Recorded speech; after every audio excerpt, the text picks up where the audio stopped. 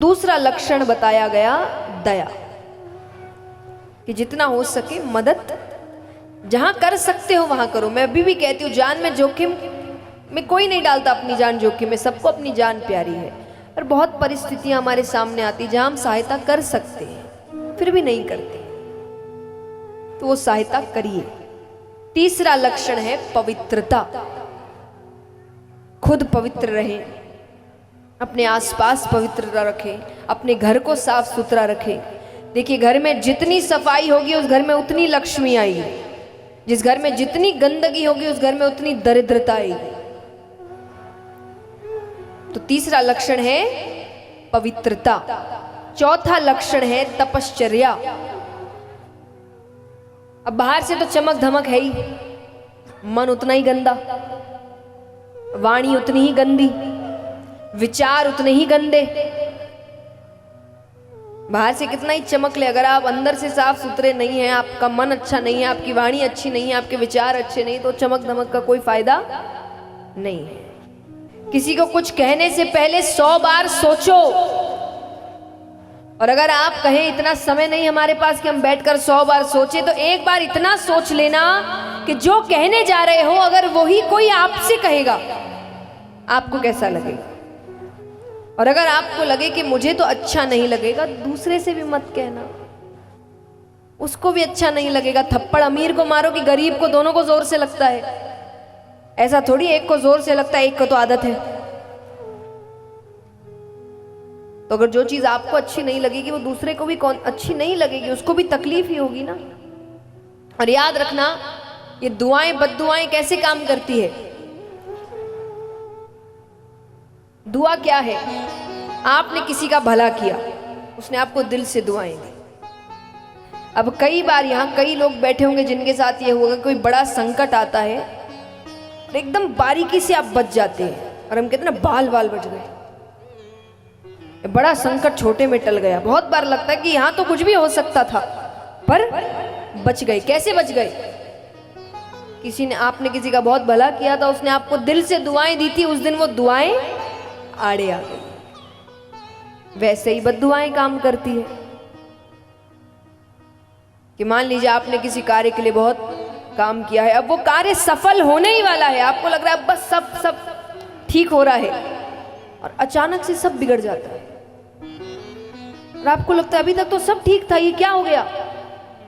ये आपने किसी का बहुत दिल दुखाया था और वो कुछ कर नहीं पाया था शायद, इसलिए उसने दिल से बद्दुआएं दी थी आपको। उस दिन वो बद्दुआएं आड़े आ गई और आपका बनता बनाया काम बिगड़ गया। तो जैसा मैंने कहा, चीजें घूमकर, वहां सिस्टम बहुत अच्छा है, यहां जैसे नहीं चलता वहां पर। वहां सब सिस्टमैटिक काम होता है, एक एक कर्मों का हिसाब हो रहा है वहां। पांचवा लक्षण है तितीक्षा। भगवान जो दे उसको प्रसाद समझकर ग्रहण करो। वो जो करते हैं सोच समझ के करते हैं। हमसे ज्यादा ज्ञानी है वो, भविष्य देखा हुआ है, उनको पता है हमारे लिए कब क्या सही है कब क्या गलत है। एक कहानी सुनाती हूं, आपने ये लाइन तो सुनी होगी, जो होता है अच्छे के लिए होता है। कई बार लोगों को समझ में नहीं आता क्या बुरा चल रहा है जिंदगी में। तो अकबर बीरबल की कहानियां बचपन में बहुत सुनी होगी। एक कहानी सुनाती हूं। एक बार अकबर का अंगूठा कट गया, बीच सभा में खून निकल रहा है, राजा है, सब पागल हो गए, आगे पीछे घूम रहे, वैद्य बुलाया गया, औषधियां मंगाई गई, राजा खुद पागल हो गए कि बीरबल पीछे खड़े थे। उन्होंने कहा, महाराज कोई बात नहीं, जो होता है अच्छे के लिए होता है। एक तो उनको तकलीफ हो रही है, ऐसे ही दर्द में है, उनको गुस्सा आ गया कि इसके राजा को चोट लगी है और ये कह रहा है जो होता है अच्छे के लिए होता है। उनको इतना क्रोध आया कि उन्होंने उनको सजा सुना दी कि इसको पूरी रात कौड़े पड़ेंगे और सुबह फांसी पे चढ़ा दो। फांसी क्यों? कि जो अपने राजा का सगा नहीं हुआ, किसी और का क्या हुआ? जो उसकी रक्षा करता है, जो उसका ध्यान रख रहा है, उसके परिवार का, घर का ध्यान नहीं है, उसी का सगा नहीं हुआ। दुनिया में और किसी का क्या होगा, तो फांसी पर चढ़ा देना। ठीक है, ले गए उनको पकड़कर। अब यहाँ पर कुछ समय बाद राजा कहे कि शिकार खेलने चलते हैं, और शिकार खेलने गए, भटक गए तो कुछ आदिवासी उनको पकड़ के ले गए, बांध दिया, बलि चढ़ाने वाले हैं। बलि चढ़ाने से पहले उनको नहलाया धुलाया जा रहा है। तो एक आदिवासी की नजर उनके कटे हुए अंगूठे पर पड़ी। उसने जोर से चिल्लाया, अरे इसकी बलि नहीं चढ़ा सकती, अशुद्ध है, छोड़ दो इसको। अब राजा को याद आया बीरबल ने क्या कहा था, जो होता है, आज अंगूठा कटा नहीं होता तो बलि चढ़ गई होती।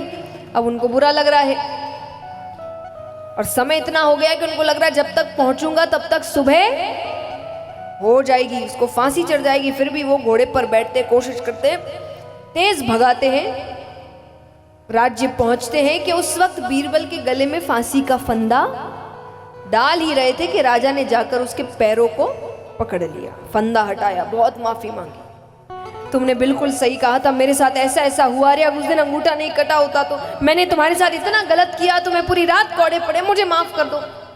बीरबल ने कहा, महाराज कोई बात नहीं, जो होता है। महाराज कहते ये पागल है। अब ये, अरे तुम्हें पूरी रात कौड़े पड़े हैं, मैं समय पर नहीं आता तुम्हें फांसी चढ़ जाती, अभी भी तुम कह रहे हो जो होता है अच्छे के लिए होता है। बीरबल कहे, अगर आपने सजा नहीं दी होती तो मैं आपके साथ गया होता, और साथ गया होता तो आपको छोड़ के वो मेरी बलि चढ़ा देते। तो यहां तो फिर भी वो बच गया, वहां तो वो किसी हाल में नहीं बचता। तो जो होता है, लेकिन अब एक बार सोच कर देखो, पूरी रात कौड़े पड़ने का मतलब कितनी पीड़ा, कितनी तकलीफ।